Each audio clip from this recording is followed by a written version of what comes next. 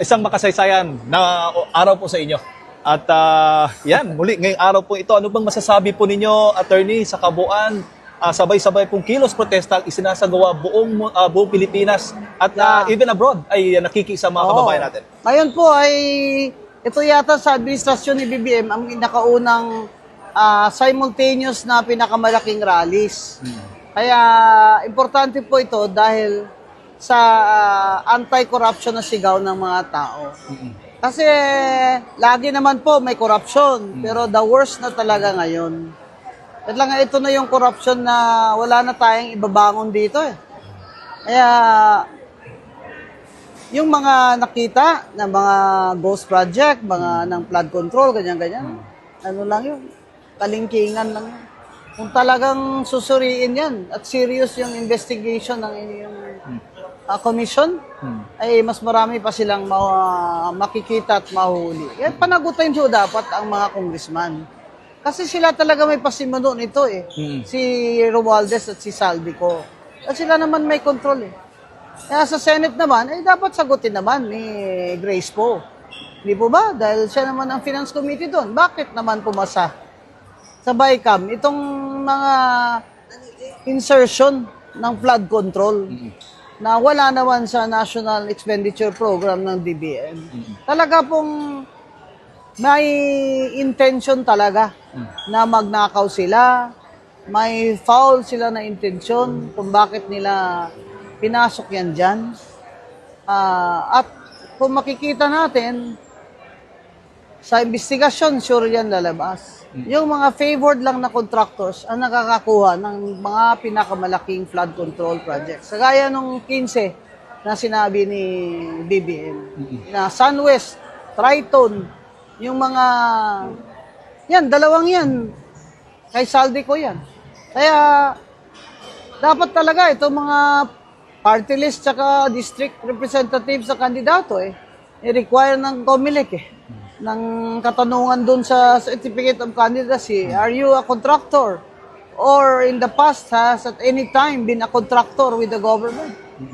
Kasi pag nagsabi siya ng no doon at totoo, ay nako, panagutan niya agad na maliban sa falsification, ay pwede pong makancel ang candidate niya, ang candidacy niya kahit na manalo pa siya. So marami yung reforms talaga dapat gawin. Pero sa akin, dapat si BBM talaga malaki ang kanyang role dito eh. Huwag niya pong sabihin, kung ako nga, hindi lang ako presidente, sasama din ako sa inyo. Hindi po, sir. Kasama ka dito sa nirarally namin. Dahil administrasyon mo ito. Huwag po kayong maghugas kamay dyan. Dahil alam naman namin na hindi naman nila nagawa yun sa budget kung hindi niyo pinirmahan. Ang tanong nga doon bakit pinirmahan ni BBM yung 2025 budget? Iba, nagreklamo na siya noon. Bakit ganito? Maglaki ng deficit. Pero pinirmahan niya pa rin. Kasi nga, pinsan niya si Romualdez. Yun ang problema Dapat, presidente na yung pinsan mo, huwag ka na pwedeng mag-speaker. Di ba? Kasi ganyan talaga sabihin nila, hindi naman, ganyan. Hindi naman, totoo naman. Tayo mga Pilipino ay napakadikit natin sa ating mga kamag-anak. Kaya, ayan, pumikit lang si BBM. Pinirmahan niya yung budget na deficit na yan na maraming insertion, flood control. Dahil nga, pinsan niya si Romualdez. Ngayon, dapat si Romualdez panagutin niya. Kasi nakakataas siya Tsaka pangalan niya nakasalalay dito at pangalan ng Marcos. Abay, hayaan ba niya na si Romualdez ang sumira ng pangalang Marcos? At sa susunod na mga eleksyon hindi na iboboto ng tao mga Marcos. Opo. Siyempre, nakikita po natin ang Pangulong Bongbong Marcos nagtatag nga ng Independent Commission at marami po siyang mga pahayag na sinasabi. Attorney, sa tingin po ninyo, seryoso po ba ang Pangulong Bongbong Marcos sa paglaban sa katiwalian ngayon? Sa mga ipinapakita po niya ngayon na para po sa mga kababayan sa pagtugon sa paglaban po nitong korupsyon? Pero parang hindi niya alam kung paano niya gawin. Kasi yung investigation commission niya, wala namang pangil. Hindi ko pa nga nakikita ang executive order niya Ano ba talaga powers niya? Wala nga daw power to subpoena yan.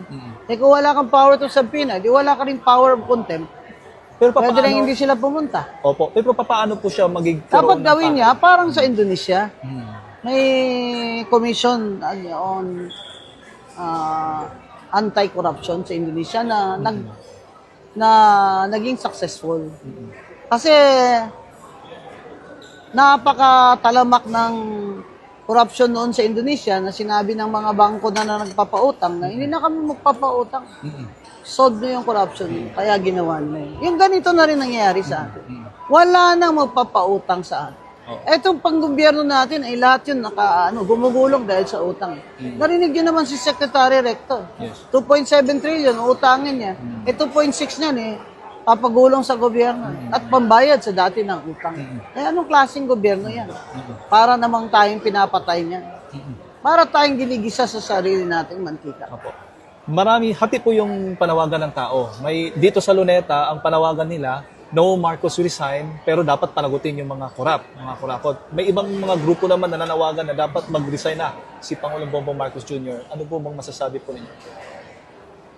Yung mga ayaw nila mag-resign si Marcos, yun yata yung mga kaliwa. Saka yung mga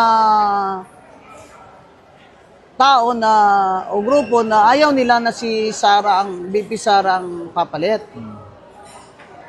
Yun namang iba na Marcos resign. Suspecha naman nila na yan naman ay mga pro-Duterte. Sa akin naman, pag tuloy-tuloy itong mga protestang ito, magiging untenable ng pag-govern ni BBM. He can no longer govern kung ganito. Every week, merong walkout mga estudyante. Yung mga taga-opisina, pag lunch break, mag-walkout. Pwede naman yun Kahit gobyerno ka, pupunta ka dun sa flag ceremony, 10 minutes That's a symbol of protest. Pag ganyan, untenable na, he cannot govern. Mahihirapan na siya. In the world stage, he will be seen as a weak leader. He is already a lame duck. So, wala na yung power niya to endorse his next puppet candidate. Sana, nire-reserve niya yun para kay Sandro. Pero ngayon, sorry. Talagang wala nang boboto kay Sandro pag ganito. So dapat graceful exit. Oo. Pwede rin, baka kaya pa niya. Kaso yung mga advisor naman niya. Sabi nga ni Professor Solita Monsod, Gatari Monsod, it's the people around BBM. It's the people around him.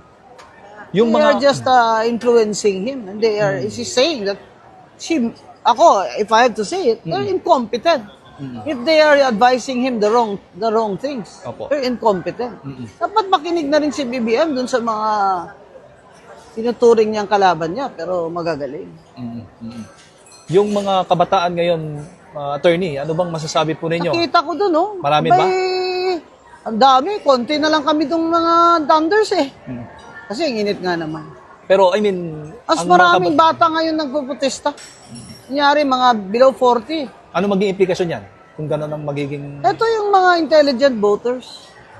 Saka remember, more than around 60% of the voters are 40 years old and below or below 40. So kung namulat sila at sila ay kumuha pa ng ibang kasama, kayang-kaya nilang ipanalo ang mga tamang tao pagka senador. Ang ano ko naman, masyado naman magastos tumakbo. Dapat i-reform talaga ng COMELEC. Wala nang TV ads, wala na, Facebook na lang kasi kahit mahirap ka, pwede ka mag-Facebook. Walang TV ads, walang radio ads, walang billboards na mga LED na yan. Kung ako, chairman, wala. Just level the playing field. Saka sinasabi ko wala nang pork barrel. Wala nang infrastructure fund ang mga congressman. Tingnan ko lang kung gusto pa nilang mag-congressman. Opo. Attorney... Kasi nag-congressman ng mga yan para mangurakot Opo. Attorney, kamakailan si Governor Chavit Singson ay may press con at may pahayag po, kaugnay nga po doon sa kung anong lugar bang dapat imbestagahan. Ang sabi ng Governor Chavit Singson, yung lugar mismo ni PBBM sa Ilocos. Ano ho bang masasabi po ninyo doon? May alam siya. Kasi taga roon naman siya. Di ba? Pero dapat bang unahin yung mismong lugar na ni PBBM? Ang sinasabi natin, lahat ng may flood control, buksan. Sino ang kontraktor? Sino ang congressman? I-publish lahat yan sa isang website ng DBM at ng DPWH. Hindi makita natin kung ilang bilyon ang flood control funds doon sa Ilocos Norte. Tingnan natin. Ang gandang mungkahi yan. And he should know. Tagal-tagal niya na dyan. He should know. Si Manong Chavit should know. Okay.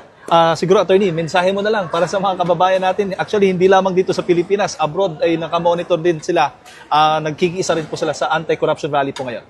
Stand up and be counted against corruption. Kahit sa Facebook nyo na lang, kahit sa picture na lang na hawak nyo yung karatula dyan sa inyong bahay, i-post ninyo.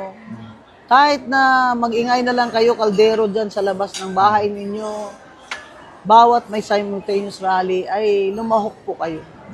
Napakahalaga po nitong mga protesta natin para sana may totoo ng pagbabago. Ang hinihingi lang naman natin sa administrasyon ni BBM ay huwag nang pahele-hele.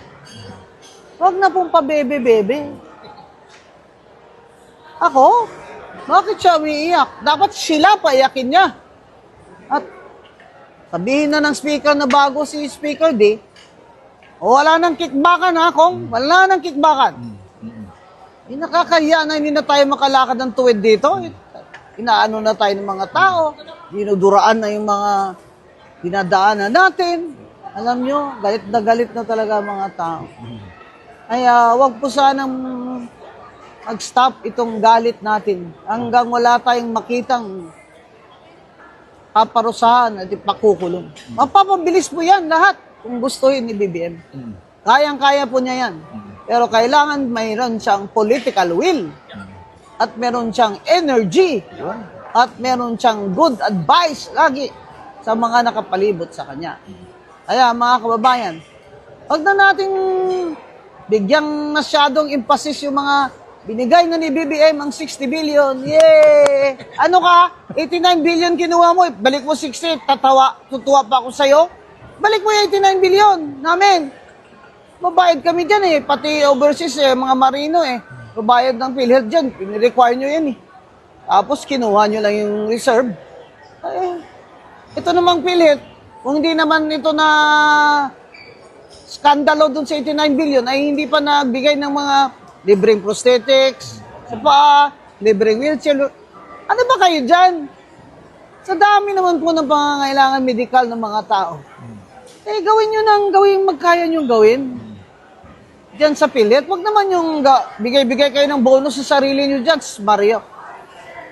Wag naman kayong ganyan. Tayo nga dito galit na nga mga tao sa pangungurako, tapos kayo, bibigay kayo mga government corporations dyan, bigay-bigay kayo dyan ng mga sweldo nyo na laki at mga Christmas bonus nyo Dapat i-publish nyo yan, magkano mga binobonus. Ipasoli yan, COA, ipasoli nyo yan sa kanila. Panggisalaw yan ng COA. Ako si BBM, wala. Bakit kayo may Christmas bonus? Ibigay nyo yan sa mga mahihirap. Ibigay nyo yan sa, magpa-scholarship kayo dyan. Magpa-ano kayo dyan. Ang ano ka lang, wala na ba lang tunay na pagmamahal sa bayan? Wala nang willing ba? Wala na ba kayong budhi? Yan lang po ang tatanong ko sa inyo. 3 taon, walang no new investments, walang bagong trabaho, ang taas ng mga pagkain dahil sa mga smuggling nyo dyan sa customs. Gusto nyo, import lang ng import para meron kayong share. Yan ang problema ngayon sa gobyerno ni BBM. Lahat ng nandyan sa gobyerno gustong kumita. Abay, kung ako, magpipresidente, walang classmate sa kabinete. Total, mga matanders na yan kayo lahat Tama na. Ang gustong magkabinet, talagang i-publish lahat. Yung mga 2 asawa, 3 asawa, ibali na yung mga bading, okay lang maging bading kung hindi magnanakaw. Tapos pumirma sila ng waiver nila.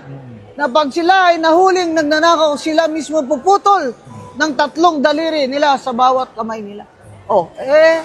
Ma'am, wala na po magsisilbi niyan. Hindi, meron pa rin. Meron pa rin mga taong mabubuti, matatalino, at may pagmamahal sa bayan na magsisilbi. Kaya lang, yung mga pinili ni BBM, syempre, pinili niya syempre yung malapit sa kanya. Mistake yan kahit kay Digong noon, kay Duterte, mistake yun eh. Palibutan mo lang ang tao ng mga kaibigan mo. Hindi na sila magsasabi sa'yo kung presidente, baka sama yata ang nito sa mga tao. Kaya lagi ako sinasabihan ko mga kaibigan ko, kantsawan niyo ako. Kantsawan niyo ako pag may ginagawa ako mali. Para maituwid ko. Kaya, mga kababayan, 2028 election na naman.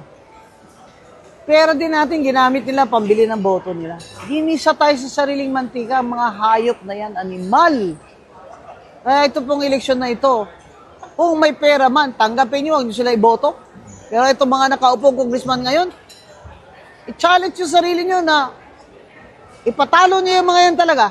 Patalo nyo. Sobra na sila.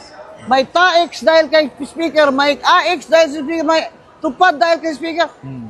May lindol dahil kay speaker. May bagyo dahil kay speaker. May ghost project dahil kay speaker. Hindi mo naman sinasabi.